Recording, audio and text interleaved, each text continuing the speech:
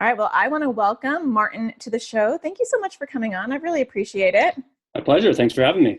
Yeah, we're gonna dive deep into ERP, exposure response prevention. It's one of my favorite topics.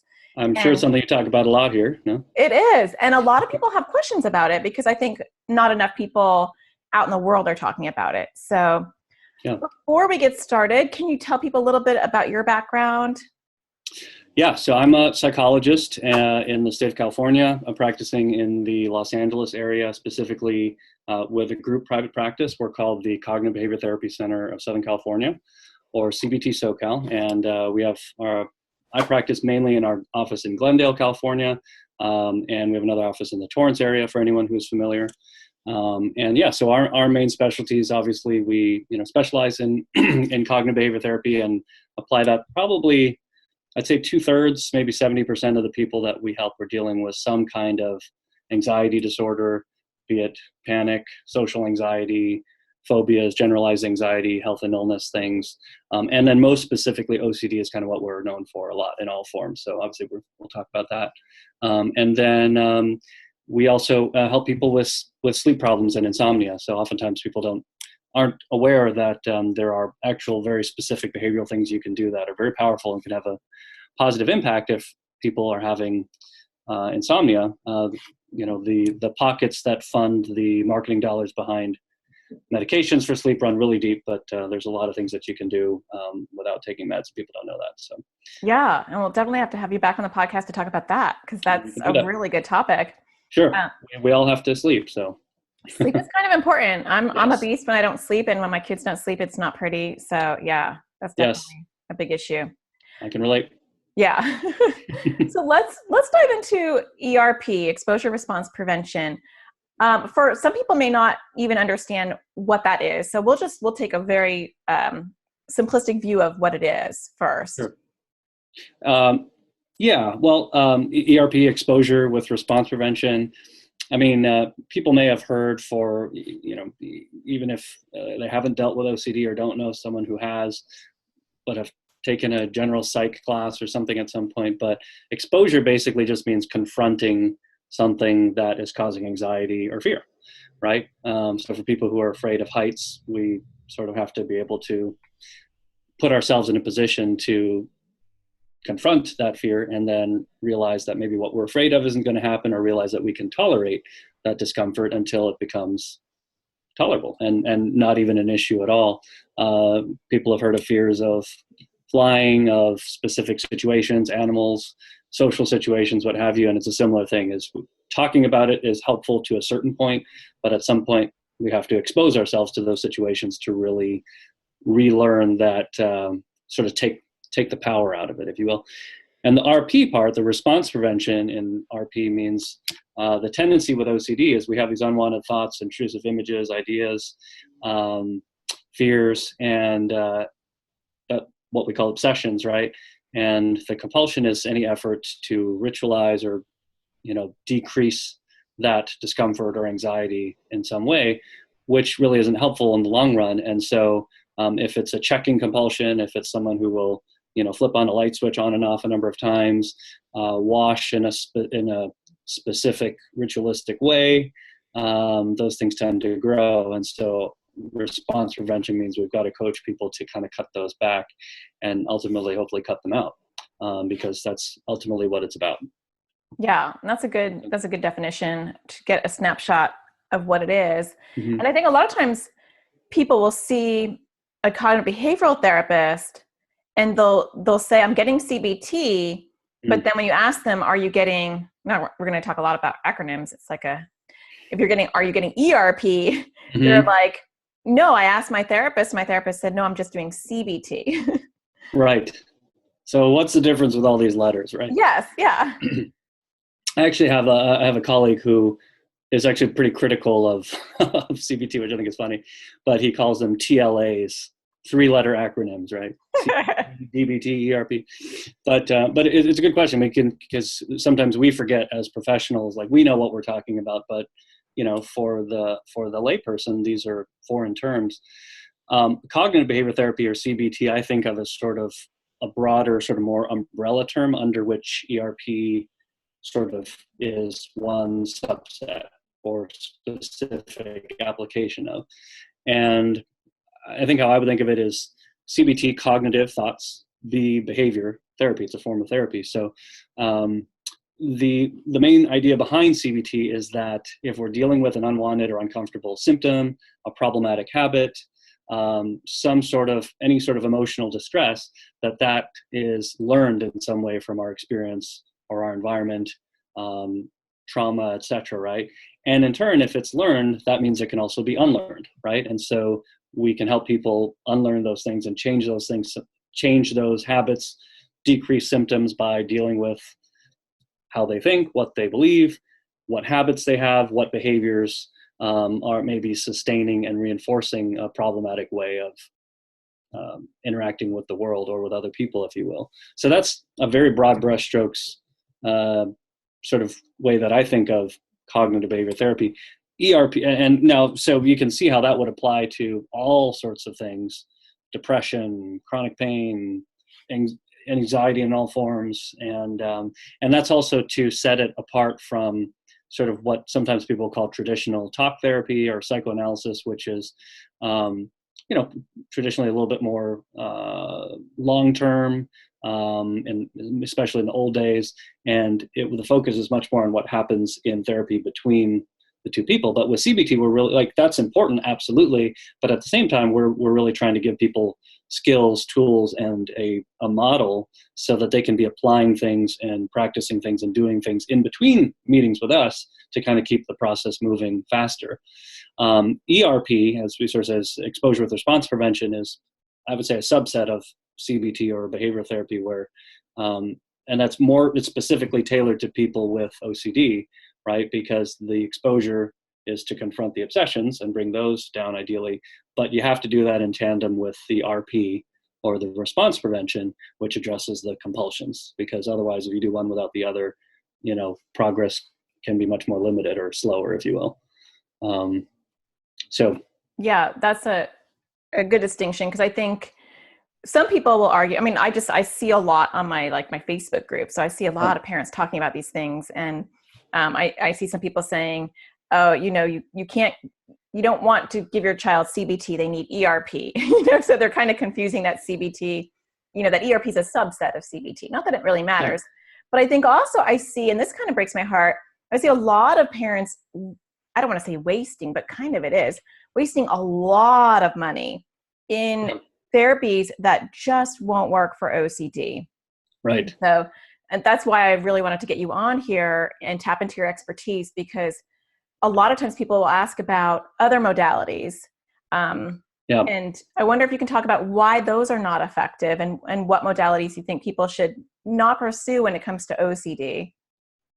Right. I mean, really the gold standard in the OCD sufferer and treatment and research community, as backed up by study after study, is ERP, is exposure with response prevention. Now, that's not to say that I mean, I should back up and say that, I think any effective, good psychotherapy for emotional distress has some similar elements to it, right? I mean, you have to allow someone to feel comfortable. You have to allow someone to feel heard. You have to, create an environment in which the person dealing with distress feels like you know what you're talking about, and that you have a plan and a model for how to help them. And that's not unique to OCD. But I think a lot of people think that the temptation with OCD, I should say, that is like, it seems so illogical. Like, you're a smart person, and so you say you're dealing with OCD, and but then why would you, if you're so smart, why would you be dealing with these fears of contaminating your house and getting your family sick? Like, you know better than that. You're a high functioning person otherwise. So the tendency can be to want to rationalize or kind of change the way of thinking, or sort of out logic OCD. But the challenge is generally the person with OCD knows that, right? For the most part, they just have this like, what if I'm wrong? These doubts, this little OCD wants 100% uncertainty. And with ERP, what we find is that talking and trying to reason with OCD it can get you to a certain point, but ultimately we can get in loops. And really what's more important is experiencing something different on purpose. And so if I'm that person who has developed a very, rigid and complex and ritualistic hand washing ritual, but then I try to cut that back and stop doing it, that's going to be uncomfortable for me, but then I'm going to at least have the chance to prove what I mostly already know, but I'm just so afraid of testing. And so I don't know if you or people in your community are basketball fans, but we're Laker country here. Tough times for the Lakers, but LeBron James is our big star right now, and he always says I actually love what he says after post-game interviews. He says experience is the best teacher, and that's obviously in one context for him, but it's totally true for anxiety and for OCD, where you can talk till you're blue in the face and try to rationalize that you're wrong. And you can, in all other forms of therapy, as you were alluding to, there may be an element of increasing insight and discovery and sort of more of an organic process. And that's not in and of itself bad in other situations, but with OCD, you have to be targeted. You have to be directive and concrete and kind of challenging people, not just to think differently, but to have to do something different to kind of align what they know with what they think, if you will, or what they really know from experience with what they mostly believe but have questions about. Yeah, and you bring up a really good point, because I like the way you said, they're intelligent people. I mean, the kids that I work with are normally highly intelligent. Absolutely. And I think that is the quicksand thing that happens to therapists that maybe don't specialize in OCD, who have good intentions, is you approach it like any other problem that comes into your office, which is fine, except for OCD, because even the child knows, I know that no magical fairies are going to come out when I tap 3 times to keep my family safe. I get that intellectually I'm not doing anything to keep them safe, but I still feel like I have to do it just in case. Just in case. Yeah. So I think when you start to over rationalize, and that's all you're doing, you're just basically feeding the OCD, which is kind of counterintuitive to a therapist, and even to and especially to a parent, where we feel like we could just maybe rationalize them out of this. And you probably can for almost any other issue, for sure, even anxiety. Right. But with OCD, well, just in case I'm going to have to wash anyway, It is. You never know, right? And in some ways that's true, right? I mean, for someone who doesn't deal with OCD, we take for granted that we tolerate a lot of uncertainty every day, right? And people say, well, what if I hit someone when I drove around the corner? I felt a bump, so I better drive around just to double check in my car. Or for I have teens that say, oh, I heard this bad story that happened in the news, and so I've got to make this specific kind of clicking noise or say something to kind of get rid of the bad feeling I have from that horrible story, and because otherwise maybe it'll come true, or maybe if I don't do it, then I'll feel responsible for it, right? But there's a recognition that it's not logical per se. So and I think that is what the unique trap of OCD is, versus someone who is dealing with more like a psychotic process or a delusion. They may actually believe it, and so they're not motivated to change it. But the person with OCD has distress because they know, like, no, this can't be right, and I know this, but I'm just fighting myself. There's a sense of conflict, and you're right. So to an otherwise very well-meaning and well-trained therapist who doesn't have the expertise or training in OCD can get that wrong, and that's very concerning. Can actually make it worse. Yeah. So that's why I always say, look for an OCD therapist. At least look for someone who says they work with ERP. Can be really helpful. Yeah. So let's get into what ERP would look like with kids and certain issues. I know, like in my practice, and I don't know how you are, probably the same. I spend a lot of time initially, well, not a lot of time, but I spend some time making sure the parents know what we're about to go into, so that they don't, think I'm crazy or report me to the board, because right. You're gonna have them do some weird things that could be like, who is this lady, right? Yeah, like, why does she have like a satanic Bible in her cabinet? That's weird, and she's got fake cigarettes. That's bizarre. So and a knife on her desk. And, oh, my cabinet is scary. It's scary. My Amazon order list is very scary. I always joke with parents, I think if Amazon like tracks their orders, they're probably going to report me to someone because they look really weird. Right. So how do you prepare parents for like what ERP is going to look like? I mean, I think I'd say some similar things that you and I have already been talking about, which is that this is going to sound weird, but in a sense, reassuring them that just because your child is having these thoughts doesn't mean that's it's an indication of an actual impulse or an actual desire that they may actually act upon. Now, to the actual person, child or whoever who's dealing with the OCD, I will say that, but I won't harp on that too much because that may be reassuring and feeding into the compulsion. But for the parent, I think it's really important that they understand that, and that so if you're asking their kid or even them to be part of the treatment, but to do the thing that they're afraid of, or to purposely say something that in any other context would sound completely horrible or immoral, right? It's going to be like, that makes absolutely no sense. Like there's no other context in which you would purposely we're supposed to be treatment providers. We're helping someone get better. Why would you have my son say that they're glad someone died in a shooting? Right. And even sometimes it's like, I've had people do that. And like part of me still feels like I am uncomfortable with it. And yet I know you have to stick with that because that's part of the treatment, is to have them pretend that they're a bad person or deal with the bad thought or actually think something harmful or mean to someone else. Or I've had people tell me to, bleep off to my face and tell me I'm a horrible person because they're like, oh my God, no, but I would never, I don't mean that. I'm like, I know you don't mean that, but tell me, just because you say it and just because you think it doesn't make it real. And that's an important case to make to both parents and the kids. And I like to do that conjointly. Sometimes it's helpful to separate depending on the age of the kid, probably.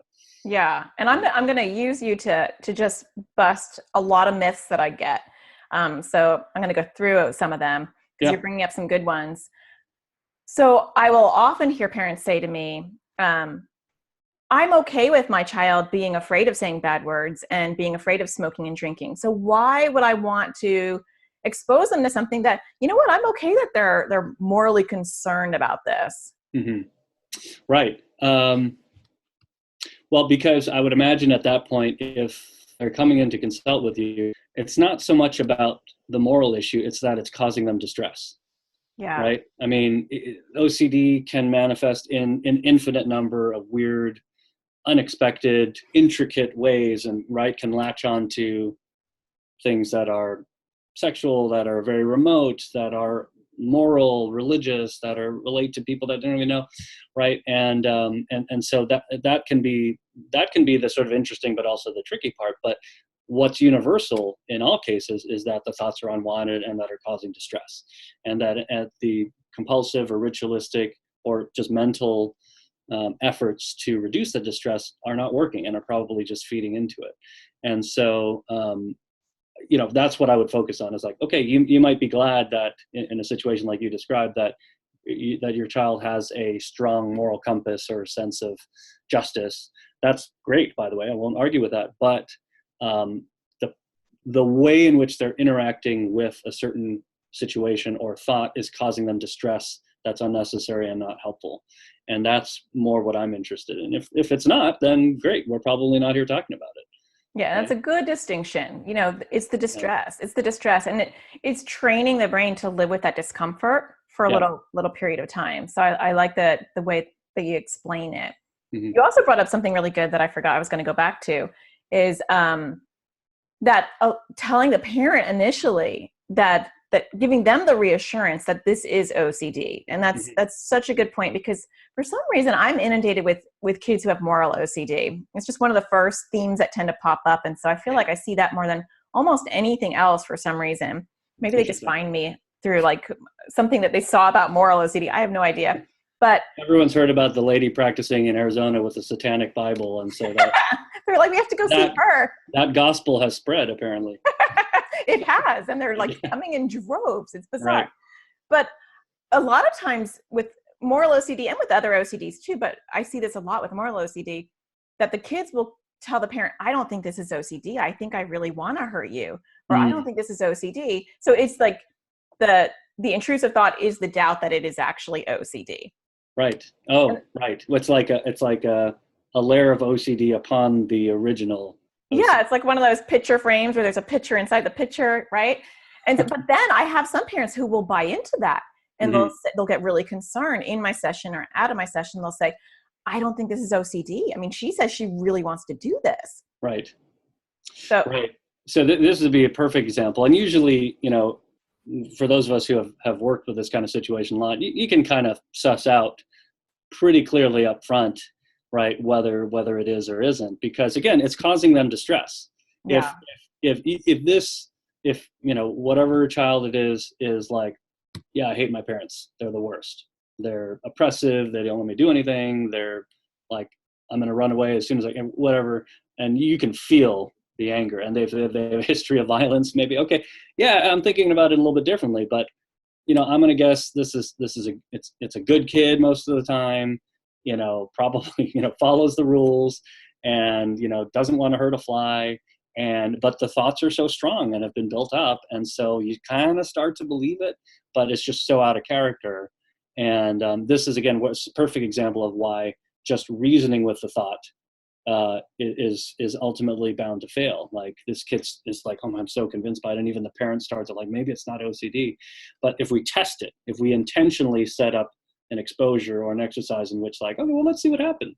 Your mom's just going to stand there, and then you're going to push your mom, or you're going to punch her in the arm or something, which, again, as I'm saying, it sounds so ridiculous. Like, when did you ever, right? But not like, me. okay, right, you're like, I hear it all the time. I just told someone to do that for this meeting. Right? It's like, the kid's probably not going to be able to do it, right? They're going to come face to face with the reality of these thoughts do not line up with actual desire and intention, and that's going to start to decreasing. So it's like, okay, maybe I'm not this horrible monster who wants to harm his parents, or her parents, or their parents. Yeah. So if a parent like brings their child to you, or like anyone, and then you do exposures in your office, are they good to go? Do they just have to do an appointment and then come back in a couple of weeks and do another exposure? How does it typically work? Yeah, no, I mean, we make a distinction. The terms we use, right, is sort of in vivo, things we do live together, and then things that you can do at home. And sometimes that's something that you imaginal exposure as homework, where you're picturing yourself actually doing something undesirable, stabbing someone, hurting someone, pushing someone off a bridge, saying something blasphemous, right? Or actually practicing that. Right, where I'll, in fact, I would make the case that's, we demonstrated and we sort of set a baseline together in person, and we sort of have the therapist or myself or you to kind of talk it through and debrief, and to really hammer home the conceptualization. This is what we need to do, as counterintuitive as it seems. This is what we need to do to get better. But ultimately, you're the one carrying the torch. You've got to do the work outside of here, and the more you can do that, the more frequently you can do the exercise, write out the bad word, say the bad word, say something mean to someone else that, the parent that we have as part of the treatment, the better you're going to get, and the sooner you're going to get better, because you're experiencing the source of distress rather than avoiding it. Yeah, and I think with OCD, I agree with you, more than any other, but they're all important. But with OCD, like in parent involvement and doing exposures at home on a daily basis is so key. I feel like I'm a robot when I say over and over again to parents, like, you can't like not do something in between appointments and expect any sort of change. It's, and I like the way you said, like, I don't know exactly how you just said it, but like, you're modeling it and you're showing them as you're doing it in the office more, so they can look at the context of it and understand the nuances of doing exposures, so that they can go home and do it themselves. And I know, having a son with OCD myself as a mom and not a therapist, like, the work is at home, when I'm constantly doing exposures with him, or in the moment when it pops up. Sure. I just want to drill that home. It's probably how, our kids' teachers feel, right? Like, okay, so we're going to teach the stuff to your kids. in the classroom, and we have all these different ways of educating and conveying information so that it sticks. But, at least, especially for younger kids, like, there's work that's going to need to be done at home, and parental involvement is going to be key. At some point, that scaffolds off, and hopefully the kid's self-motivated, right, as a teen, or sooner in some cases, or later in other cases, right? It's a similar thing. It's like, if we're meeting with someone for 45 minutes or an hour a week, or every 2 weeks or whatever, like, there's a whole lot of time that happens in between, right, where OCD can continue to do its thing if we're not pushing back on it. So parents really need to get that if they really want to help their kids. So. Yeah, I 100% agree. I think education and becoming an expert on OCD yourself is really good. Yeah. All right, so before we wrap up, I thought maybe we can go into a few different subsets of OCD and what exposures would look like. So, because sometimes parents will get the whole ERP thing, and then I'll get a lot of emails and Facebook comments of, but what would it look like for this? And it's funny, most of the time it's what would it look like for moral OCD? And to me, I'm like, that one's the obvious one, but I don't think it is to most people. So we can start with moral, and then we can just pick some different little subtypes. Yeah, and I think, obviously, even under moral OCD, that can vary based on circumstance and what's causing the anxiety. For folks who have a more sort of structured religious worldview or religious practice, right? There can be the idea that, if I don't say, for folks from a Catholic faith, if I don't say the rosary a specific way in a certain number of times, and it's got to feel right, otherwise it doesn't count with God or whoever, right? And so, said it again. Okay, but did I say it? Oh, I've got to say it again, right? And so in a situation, or I've got to pray a certain way, or pray a certain number of times, or read a passage of scripture, and then this one, and then there's a formula to it, and so I would want someone to disrupt that formula, if you will. It's like, well, what if you just didn't read it today, or what if you read a different passage, or what if you read them out of order, or what if you purposely said the rosary in a disjointed way on purpose, right? It just messing up the rigid formulaic way of doing things, which ultimately I don't know that that's even consistent with the worldview or religious practice to begin with. Yeah. And I think it's good for people to hear, because especially when we get into religion, I think parents have to understand why we're doing that, so that they understand our intentions, and so they don't feel like we're religiously disrespecting them For sure. when we do things like that. Because I'll often tell parents, when praying is a compulsion, I'll say, well, come up with a structured time of when you pray, maybe beginning in the morning and at night, and that's it. And they're kind of like, some parents who don't understand OCD will say, you're telling me that my child can't pray when they're having an upsetting thought, Right. And it's understanding they're not praying to God at that point. They're praying to OCD. Right. So I think God understands that. The God of OCD. God of OCD. Yeah. Well, and another way to phrase it would be to say that we're not saying that your child can't pray to God if they're dealing with distress of some kind. But it may be that for a time that we are asking them to do that, because this thing has become grown its own teeth, and we need to kind of beat back and pare down this OCD. And that may mean, at least for a period, holding off and, maybe cultivating one's relationship with one's faith or higher being in a different kind of way, right? Than just praying, if you will, or whatever. Yeah. Taking it beyond, structured, practiced religion. I mean, definitely you probably see people as well who don't identify with a particular faith or worldview, but still they just want to be good people, right? and believe themselves to be good people. So why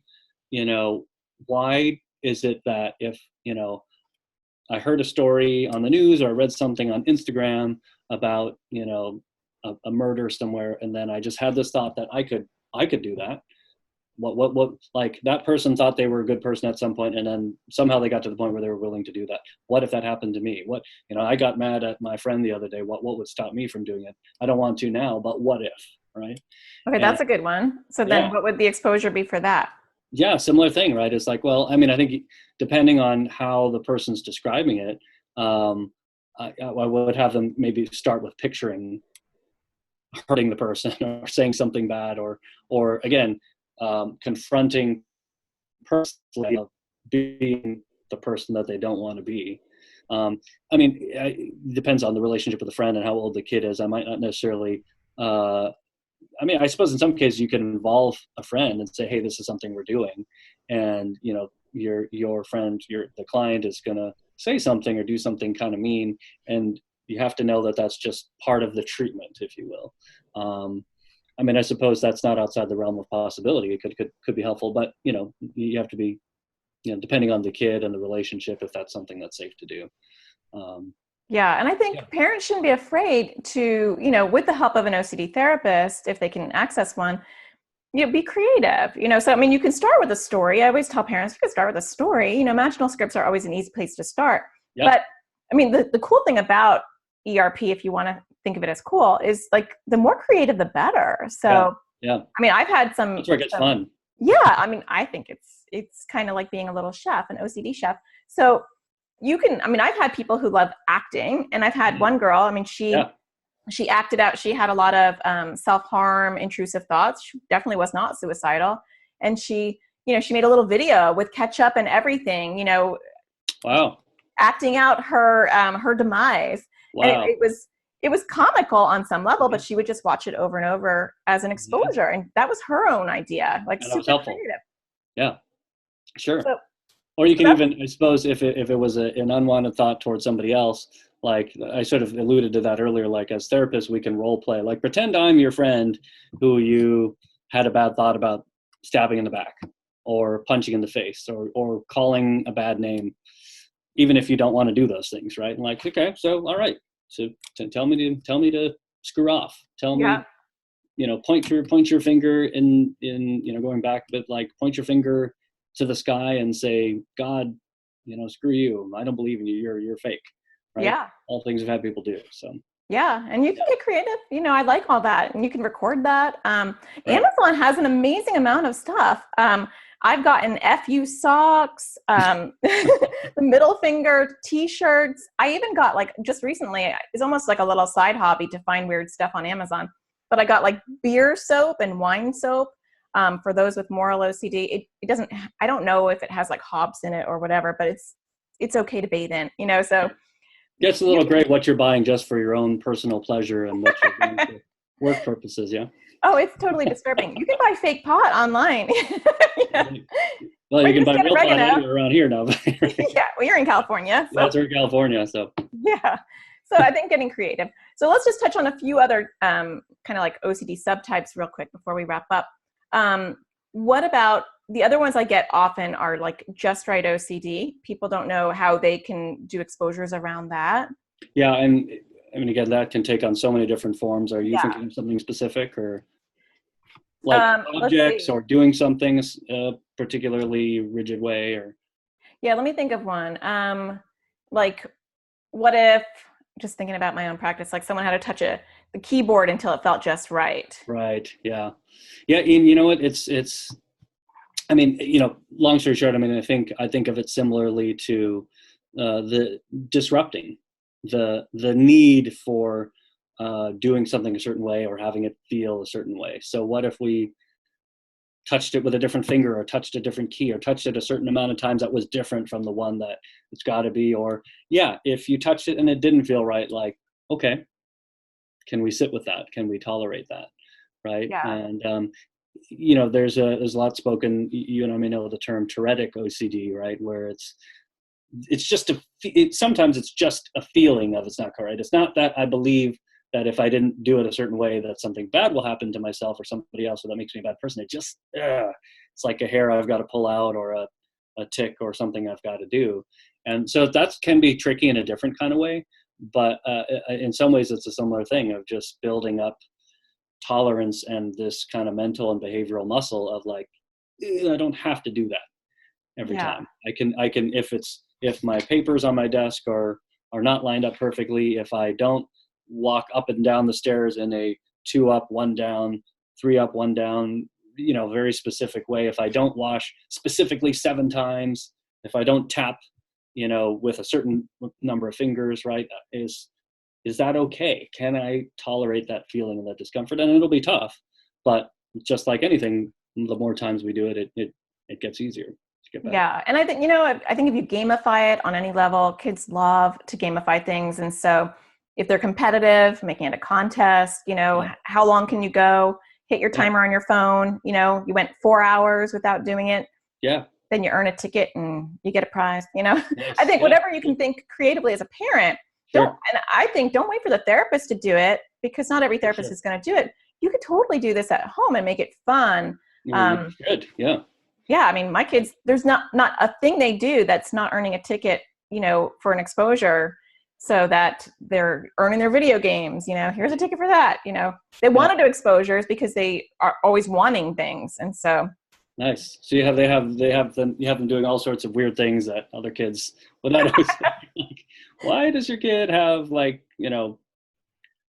tickets for holding a knife behind your back?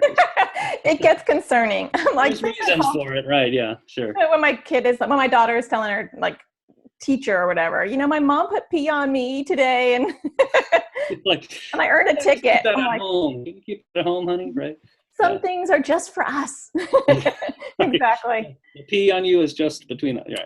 Yeah. So it can get weird, but it's okay. So where would you recommend people look for, well, let's start with you. Anyone in California, how can they reach you or learn more about your practice?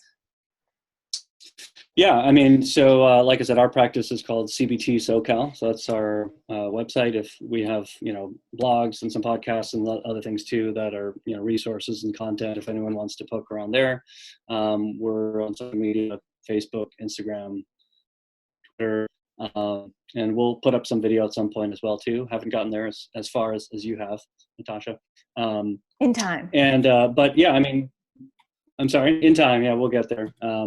More broadly speaking, yeah, I mean, there's OCD SoCal, which is the sort of our local chapter of sort of both providers, but also OCD sufferers and activists that is part of the International OCD Foundation. And so there's a lot of resources and a lot of the other OCD specialists in our area, all the way from, north of LA down to San Diego. We kind of have an annual conference and get together and have things like that. Anyone can also always look at the IOCDF website, International OCD Foundation. There's a lot of great resources there, and you can search for providers in your area.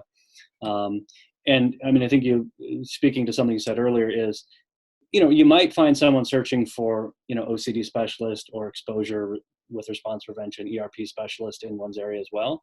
I think if you look for someone who does CBT, you're going to get a lot wider of a net, because I would venture to think most, if not all, therapists have had some exposure to CBT, at least in grad school, but they haven't necessarily had sort of formal training and experience doing CBT, let alone ERP, as we said earlier, which is sort of an even more specialized subset under the CBT umbrella that's targeted towards OCD. So I think that's just something to be on the lookout. That's not to say that other therapists can't be helpful for other things, but for OCD, you want to connect with the right people. Yeah, so, I think it's super important, because you just want to get the right language and the right treatment. So I will leave links below for your practice and your blog and your podcast, so people can reach you. Sure. So thank you so much for coming on. I really appreciate sitting back and chatting with you. Thank you. And let us know if we can be of help in any other way. So, I will. Yeah.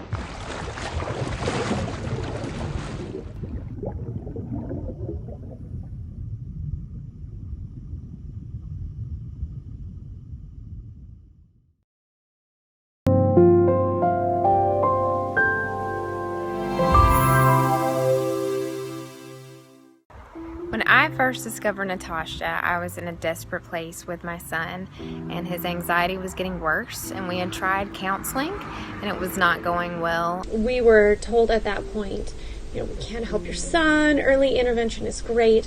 He's too young. Parenting a child with anxiety is not easy, and sometimes it feels hopeless. First time we took her to a therapist, who then dismissed her after about a year and a half, putting it down to bad parenting. But what if it didn't have to be that way? What if you could join a community with parents in the same boat, with kids with similar struggles and issues? What if you could have access to resources that will help you with behavior and sleep and avoidance and opposition and fears? What if you can have somebody walk with you on your journey? Someone with clinical expertise and parental knowledge. Hi, my name is Natasha Daniels, and I'm a child therapist and a mom to 3 kids.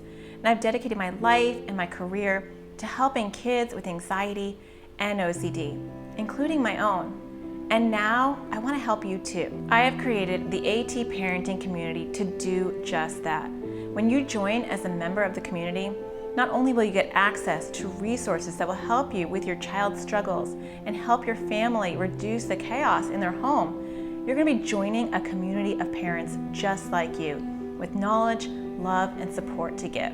You will get access to online classes that will help your child and your child's struggles. You'll also get bonus videos and podcast material made just for members. And I've got your kids covered too. You'll have access to a library full of worksheets and videos specially designed for your kids by myself and other therapists. But that's not the best part.